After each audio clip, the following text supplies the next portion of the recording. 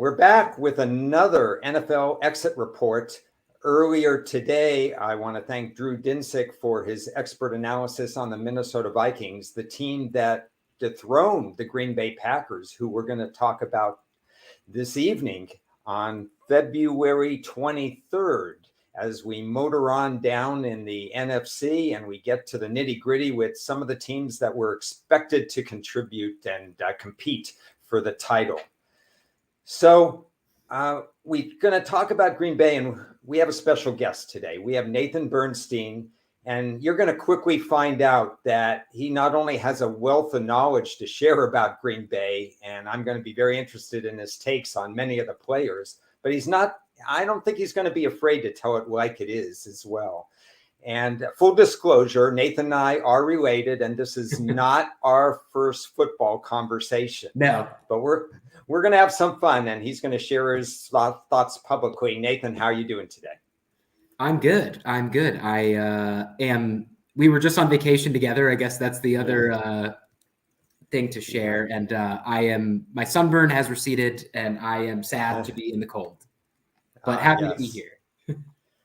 Well, it's raining and apparently some snow fell somewhere in LA today where I'm at. So that's a little crazy. West Coast got hit pretty good. Yeah, Key West, a little drier and a lot of fun with all the family. But we're going to bring you into reality or an alternate reality now. Vacation's over. It's time to talk Packers. And we have to start I hate to use a play on words. We're going to start in a dark place. We're going to start January 2021. Packers, second year in a row, #1 seed. They're home to the San Francisco 49ers. Yet another special team breakdown. Not enough points on offense. Take us back to your feeling, not only somebody who knows Green Bay inside and out, but a Green Bay Packer fan. Just what were your emotions after that game?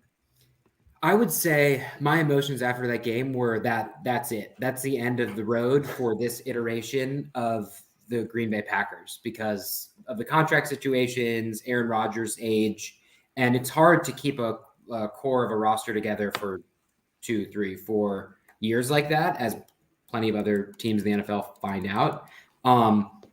So it was sort of like, okay, this has got to be the end, and it's time to sort of turn over a new leaf. The Packers aren't bereft of talent by any stretch. So that was sort of how I was feeling post the disappointing loss. I mean, the other piece of it obviously has to be the special teams, when everyone under the sun was saying the Packers special teams is going to be a problem. And then lo and behold, what was it? A block kick, a blocked punt, special teams gas all over the place led to them losing. They probably could have won that game. I guess the flip side would be some of what you saw in that game was a blueprint potentially for success in 2022 with stingy defense. The defense looked really good in that game against the 49ers. An emphasis on the running game, keeping a little tighter, maybe not as much throwing it around the yard as they've done in the past. So you saw a blueprint there. So there was some, I guess, reason for optimism. But as we'll discuss, it was in some ways unfounded optimism.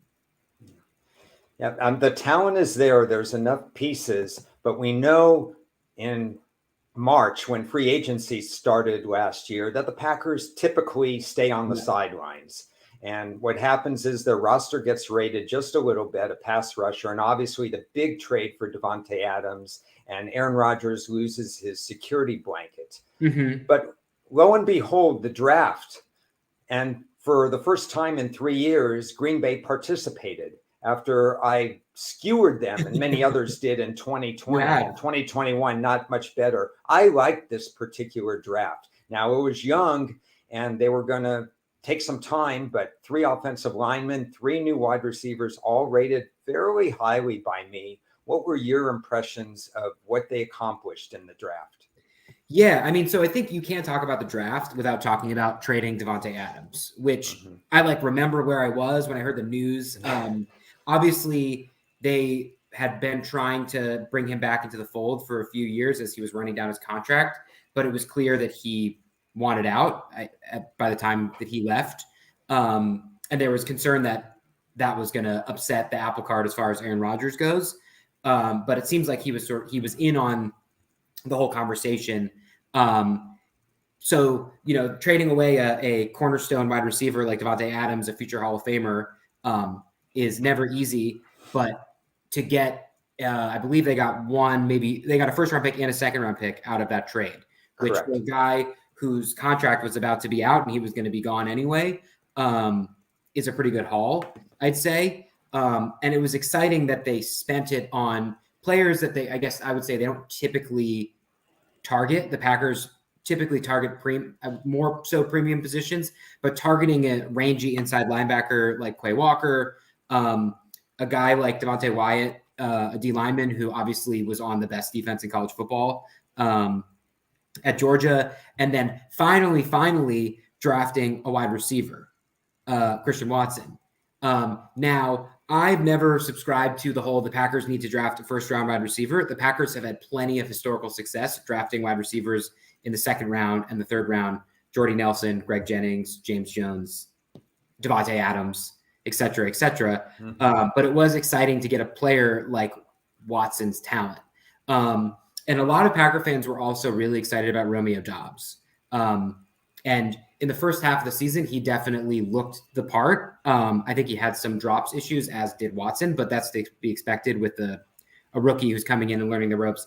And it's difficult playing with a vet like Aaron Rodgers. Obviously, we've seen the body language. We've seen the sullen looks, shall we say. But it's never easy to play with a quarterback of that caliber who expects you to be in a spot and you need to be in that spot, and doesn't have a ton of experience at this stage in his career working with young receivers. The other pieces I would say that we were really excited about, we as Packer fans on the whole, was Kingsley Enagbare, who obviously was a 5th or 6th round pick, but came from South Carolina. So had some pedigree in a major conference, and provided solid pass rush depth this year.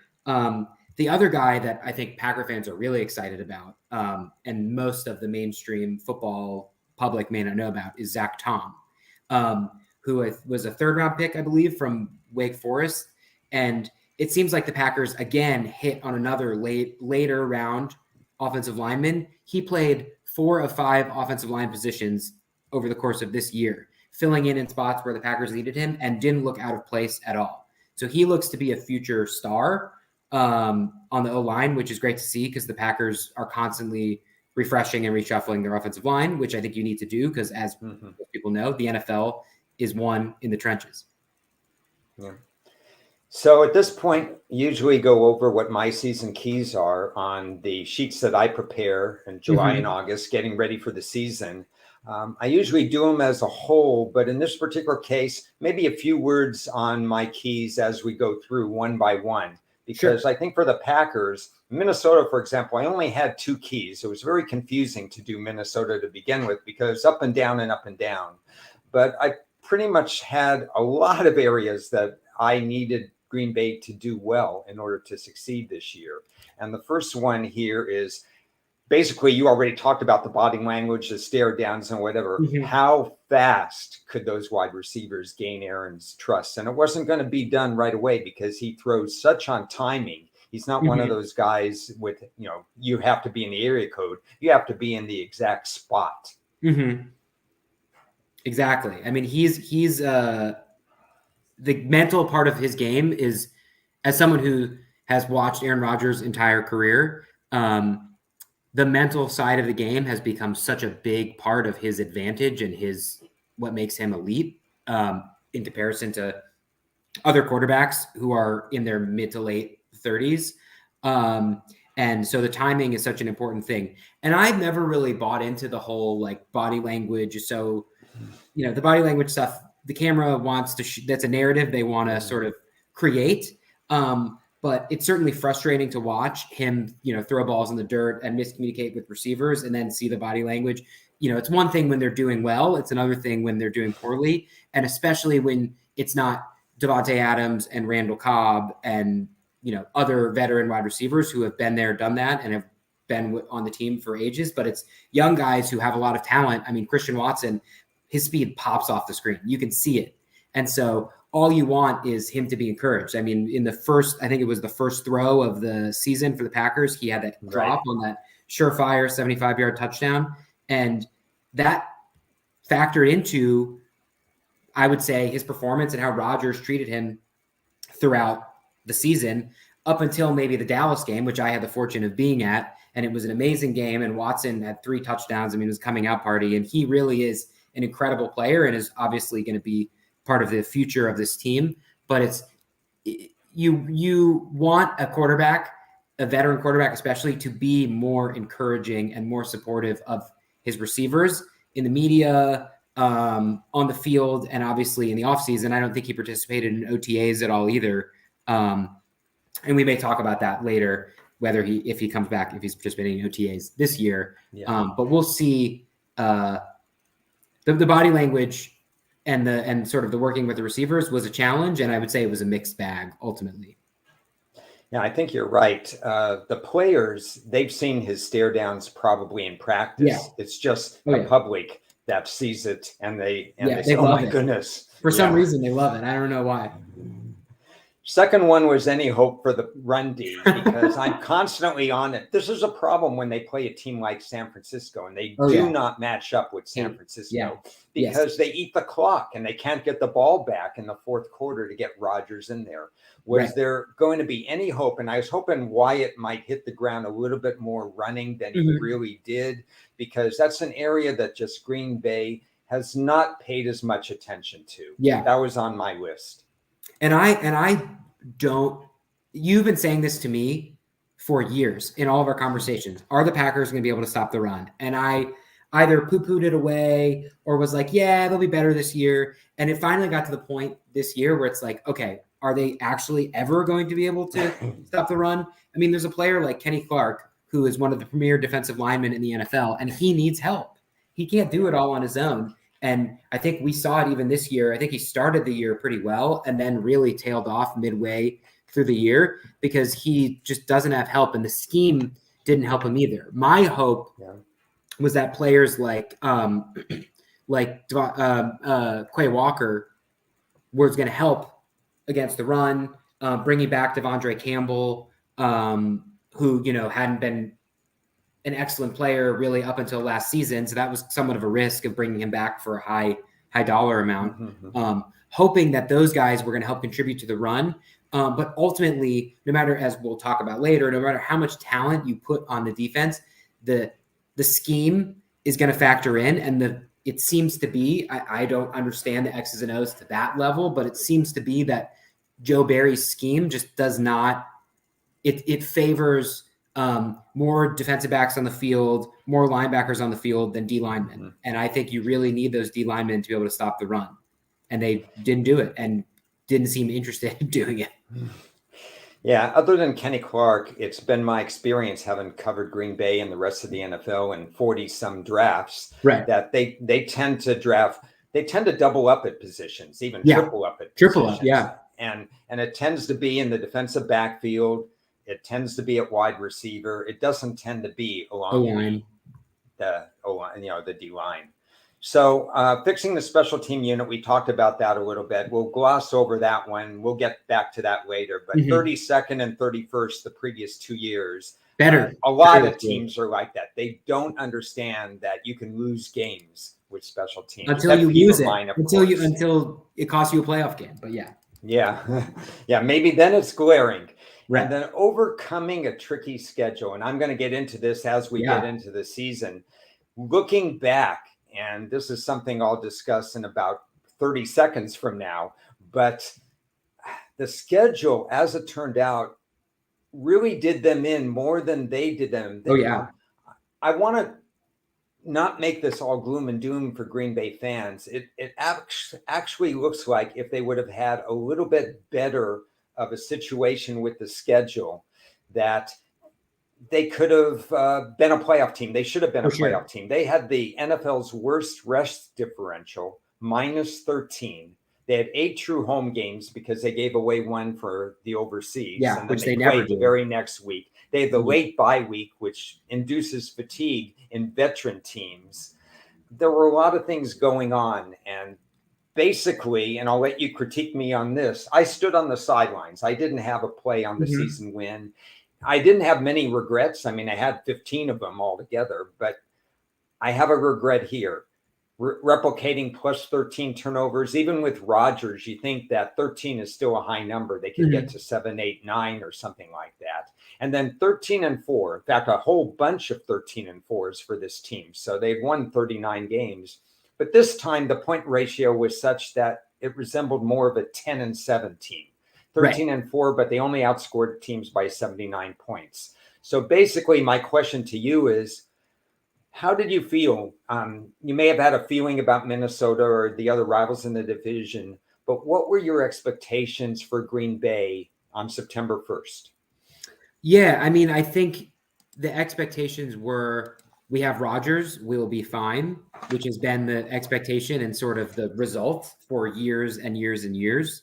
But the hope, as I sort of was alluding to when we were talking about the San Francisco playoff game from 2021, was that they would focus more on the run game and the offensive line.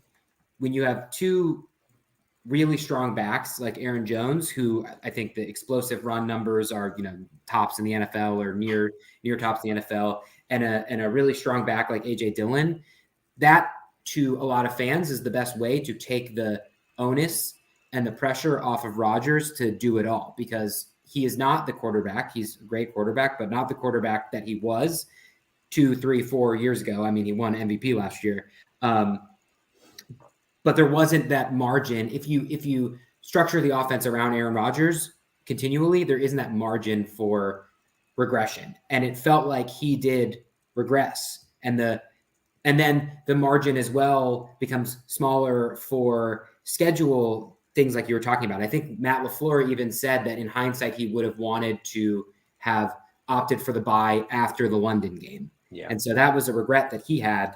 And this was even like mid-season that he had said this. So that was sort of the concern in September. But the optimism obviously is, okay, we have a defense that's stacked with first-round picks and added 2 more first-round picks that finished the year in 2021 playing really well. And there was talent on the team, even getting rid of Devontae Adams. But what we saw was just a lot of frustration, a lot of bad body language by Rodgers, borne out by a lot of empty sets. A lot of it looked more like a Mike McCarthy offense from the end of his time in Green Bay than it did the Matt LaFleur offense that we saw that was incredible in 2020, that looked really good in 2019, that led the Packers to a first overall seed in 2021.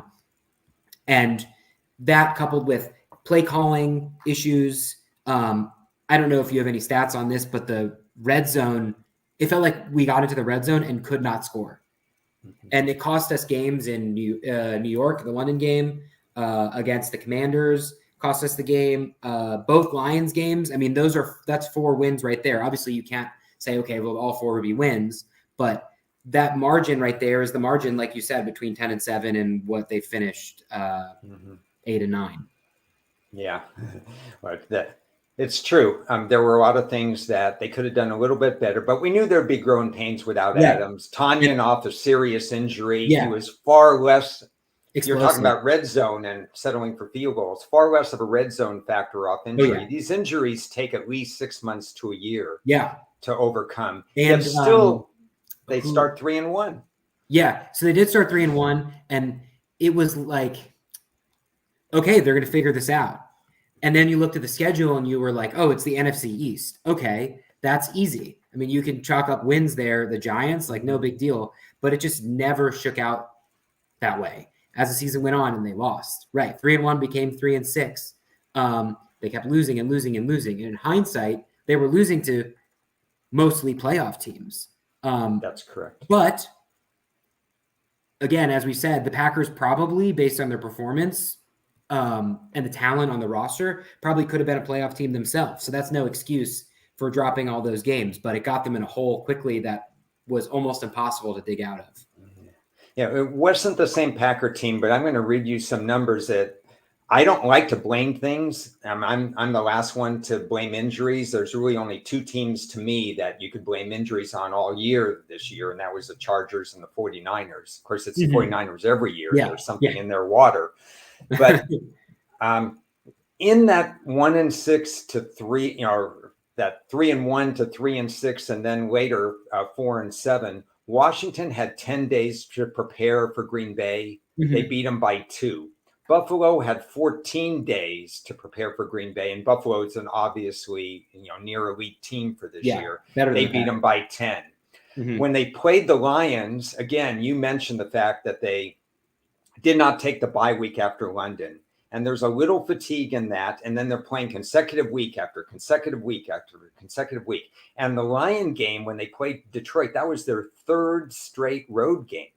That's kind of unfair as well. They lost by 6 in that game. And somehow they were favored over a field goal in that game.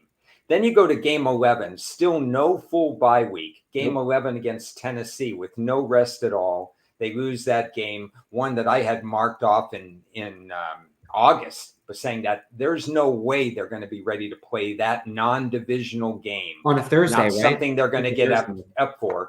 Yeah. And it's a game that basically, it's not a division rival. They've had no time to recoup. Tennessee at that particular point was firing decently enough. They weren't a great team by any means. No. But either was Green Bay still finding their footing, even though Watson had already started to find his footing and he was having those amazing games. It was just too much to ask them to run through that. Yeah. And then they lost all 4 of those games. So I do think they were probably playoff caliber, but nowhere near where they had been in the last 2 or 3 years. Yep.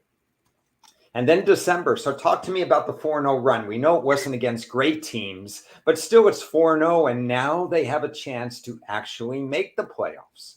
Yeah. I mean, I think after the Tennessee loss, it was write them off. I remember talking to some friends and it was like, all right, well, see you next year.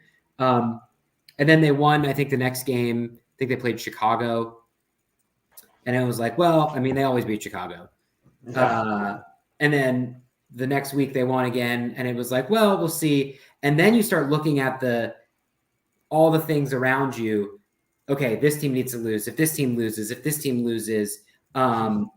anything can happen. And then they beat Miami, and it was like, oh my God, could this actually happen? I mean, shades of McCarthy era Packers go, run the table, those sort of era teams where they were like 4-6 and then ran the table to make the playoffs. Similar type of thing. I don't think any Packer fans were kidding themselves to think the Packers could win the Super Bowl or make the Super Bowl. But, all you have to do is get in the dance. As we saw, the Packers, when they won the Super Bowl in 2011, went 10-6. They got in the last week and got hot at the right time and made a run and won the Super Bowl. Obviously, this team is not that team, but, you can never rule it out. Then, upon reflection, when the dust settled on the season, you say, okay, well, most of those teams were bad teams. Minnesota was a fraud, as we well know. Miami, there were some extenuating circumstances. I think, compelling case to say that the 3 interceptions that Tua threw in the 4th quarter were potentially concussion related, rather than the Packers defense being amazing. And then that all culminated, obviously, with the Lions loss in the last game, which, it was basically a microcosm of the Packers' entire season. I think they started off with the lead and were looking good, and you're like, okay, well, we got this in the bag. And then the offense sputtered, couldn't do anything in the red zone. The defense gave up completions after completions, and then the Lions, who have a lot of talent, guys like Amon-Ra St. Brown were on the board for the Packers to draft the previous year, could have addressed some of their wide receiver issues. He's eating them up all game. And then boils down to it, they need Rodgers to make a play at the end of the game, as he has done year after year after year. But now, at age, 38, 39, I don't know if he's the guy that you want to be relying on to make those game-changing plays. It's certainly a good problem to have, having him back there, but I don't know if he's the difference maker that he once was. And so that's how you end up 8-9 and not in the playoffs. Yeah, that's good synopsis there. Now we're talking about present day, present time. But before we discuss some individual Sure. players, let's look at some positives. Let's do that. Because it's not all negative, because finally having a good draft means they can build. These year 2 wide receivers, these year 2 offensive linemen, Quay Walker and some of the other guys, Wyatt is, and so on, they have a chance to grow from year 1 to year 2. That's the first thing. The second thing, the schedule can't be any worse. And looking back, they're probably going to be able to have a bye week faster than week 11. They're not going to have these circumstances. One would hope the NFL, which tends to make this even out, that they're not going to have that negative rest differential that they had. So they may be, whereas I thought a year ago, they were a little bit more of a fraud at 13-4 because they barely won. Now there maybe they're better than an 8-19. Yeah. And I truly believe that in terms of what they have there with the combination. Now they're a year removed from Devontae Adams. I expect Robert Tonyan to have more of a say in the red zone. Better times could be there. But, Nathan, Rodgers, do you want him? Do you not want him? Where are you with this? This is a hot topic in my house. I do not live with a Packer fan. I live with a Bears fan. And she has been saying it's time for the Packers to move to Jordan Love. And I, up until probably this year, was saying the Packers know what they have and they probably don't have anything, and it makes more sense to stick with Rodgers. But after watching the offense this past year and feeling like I'm bashing my head against the wall with the same looks and the same sort of an offense that feels like it's Mike McCarthy 2.0 rather than Matt LaFleur, predicated on motion and, play action from run looks and all that type of stuff that is really proven to be effective in the NFL. It felt like it was more of an Aaron Rodgers offense to a detriment, relying on him to be running around and making plays like he did when he was 32, but he's not 32. Father Time waits for no one. And so, we'll see. I was interested today. I saw something that said that the Packers said if Rodgers is committed to the team, that they'd be interested in bringing him back. However, I suspect that is a lot of posturing because they don't want to make it clear that they're interested in trading him away, because then it sinks his value. My hope is that another team sees value in, the team like the Jets, who have a ready-made roster. They can just slot Rodgers in and compete.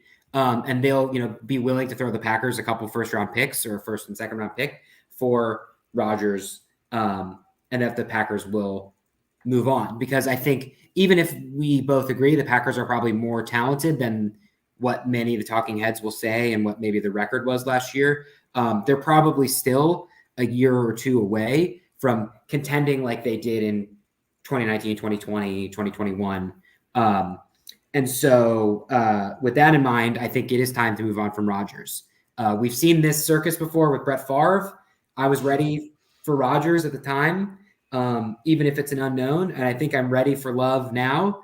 The little we saw of Jordan Love in the preseason, reports from training camp, and then obviously his cameos against the Eagles in particular and some other teams, he looked good. He looked like he was confident, knew the offense really well, that his time sitting behind Rodgers obviously helped him develop. And I would think the offense with Jordan Love under center would hopefully look more like what Matt LaFleur's perfect vision for the Packers offense is, because Rodgers had deservedly so to an extent, but also because of the, his ego and his success in his career and his personality, commanded a ton of influence over the offense. So the hope is get Jordan Love in there. He has more influence over the offense, and maybe the Packers will actually be better than the sum of their parts. Now, as I think I've said to you many times, it's wishful thinking to think we're going to have back-to-back-to-back Hall of Fame quarterbacks. I mean, that's just not impossible, improbable. I mean, the odds are super low, but from quarterbacks like Jalen Hurts, who obviously is a great quarterback, but I don't think anyone would say he's one of the best 2 or 3 quarterbacks in the NFL. Maybe he will be down the road. You can win without having an elite quarterback if all the other pieces around it are working well. And so, that's the hope. And I think the other piece of Aaron Rodgers that a lot of Packer fans like myself, my dad, who you know well, that we're tired of is the Rodgers circus. Obviously the stuff around the COVID vaccine, all those things, and the darkness retreat. I mean, everyone is entitled to do their own things and do what they want. When you're winning, it's great. When you're not winning, that stuff becomes more, there's more of a specter over those types of things. And so I think, it's not a good riddance. It's a thanks for all you've done. I mean, I truly think Mahomes obviously I think gives him a run for his money, but as far as sheer talent and elite, arm talent, Rodgers is the best I've ever seen. I mean, I truly feel lucky to have watched him play for his entire career. I know many fans of other teams who didn't have the experience of seeing a quarterback like that play or had to go against him. But all things must come to an end, and I think it's time to move on. And so I'm hoping that the Packers do that.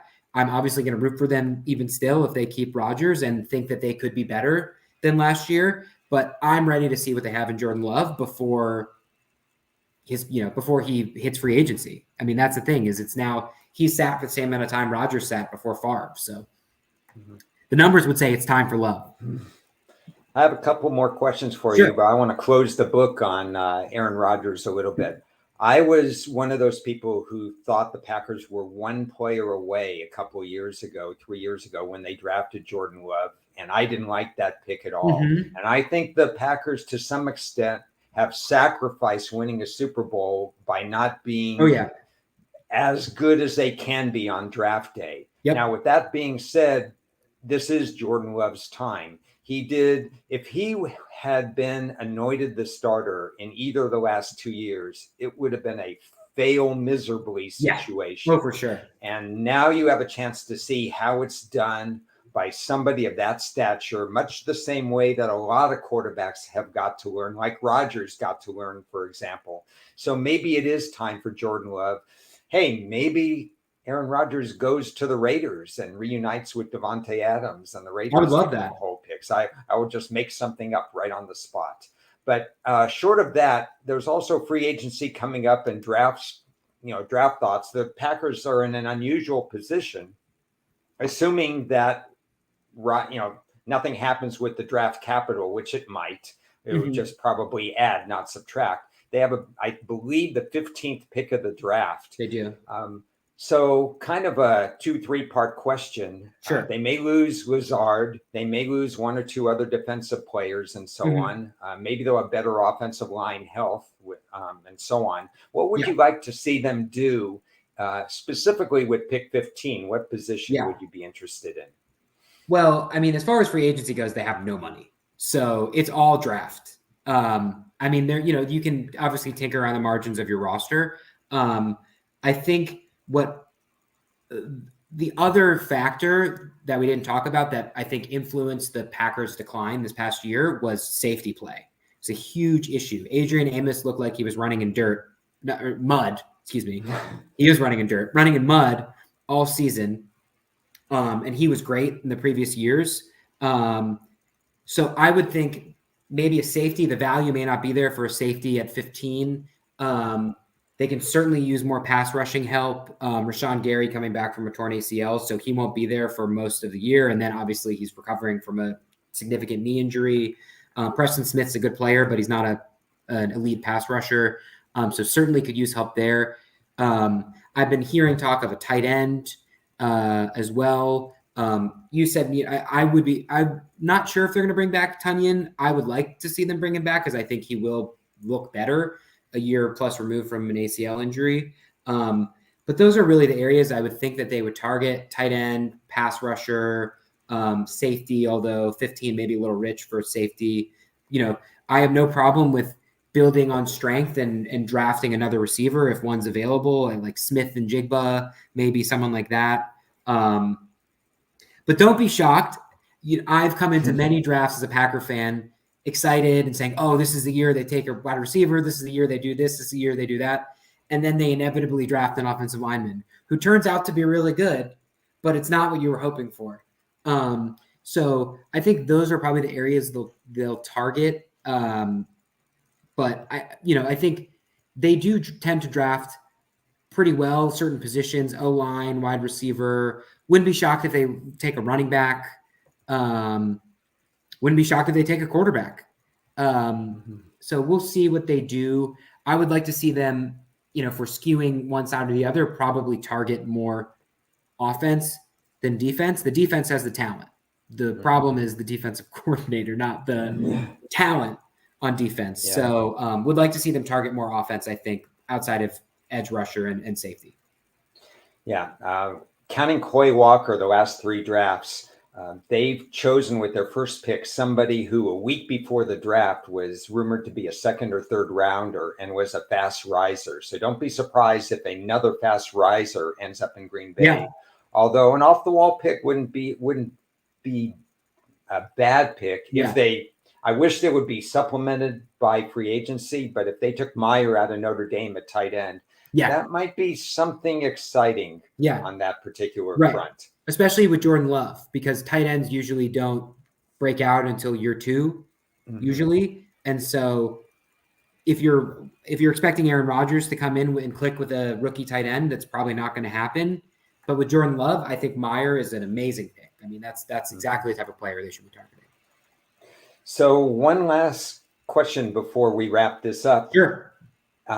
Today is February 23rd, and there's a long way to go. We don't know what Minnesota's going to look like with a surprisingly low number of draft picks. We figure Detroit's going to be better. Are they? Yeah. And probably playoff worthy, but conference title, I don't know. The Bears, that's another story. So for you, is Green Bay the favorite going into 2023 in the division? I don't think so. For the first time in many, many years, I just don't think that you can say that. I think the Vikings will probably be better than last year, even though their record will be worse. The Lions will definitely be better. And I just think there's too much uncertainty on how the Packers are going to look. Is it going to be the same type of offense that we've seen in previous years? The Aaron Rodgers, spread them out, sort of playground type of offense, or is it going to be a more structured offense focused on the running game, which I think is really the recipe for success for the Packers?